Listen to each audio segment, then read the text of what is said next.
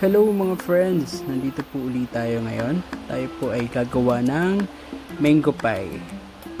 Ayan, pumili po kami ng 6 na mangga dahil gagawa po kami ng 12 pieces na mango pie gamit ang gardenia or any tasty na meron tayo.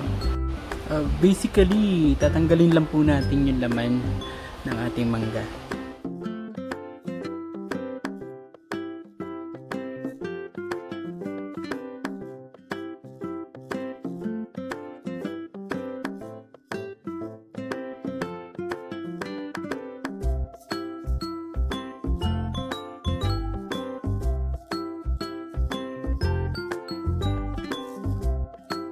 Ngayon po ay hihiwain natin ng maliliit yung mangga. Bali pa cubes po ang hiwa niya, ano po.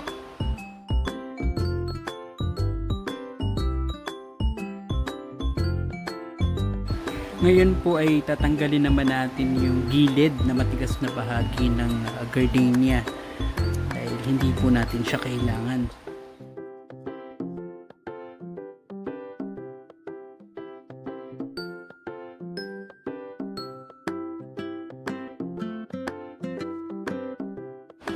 Ngayon po ay lulutuin natin ang mangga. Bali ang purpose po nito ay para maging jelly ba yung itsura ng mangga natin. So wala po itong mantika.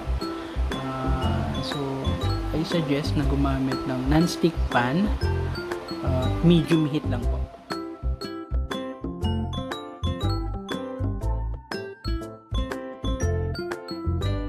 Ngayon po ay lalagyan natin ng 3 tablespoon ng asukal.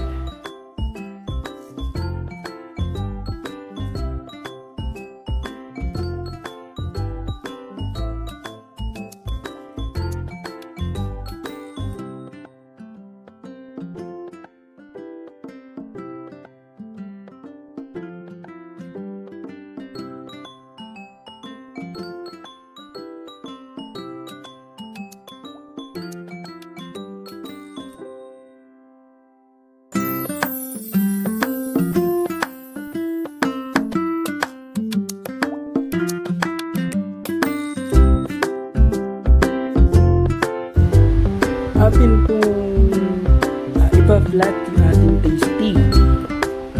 Gumamit na po kami ng ano ba to? Pinaglagyan namin ng wine. So kung wala kayong rolling pin, magandang alternative po ito.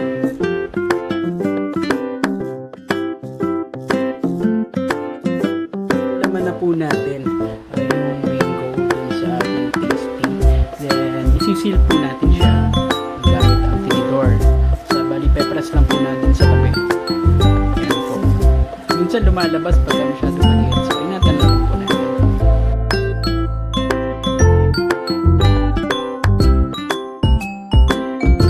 Magbibit po tayo ng 2 egg para po mamaya para sa ating breadings. Then we're ready para lutuin na yung ating mango pie. So mantika sa medium heat, mahina lang po yung apoy dahil masusunog po yung ating breadings. Then ididip natin siya sa egg, then papaluto ng breadings. Then that's it. Hintayin lang po natin maging brown.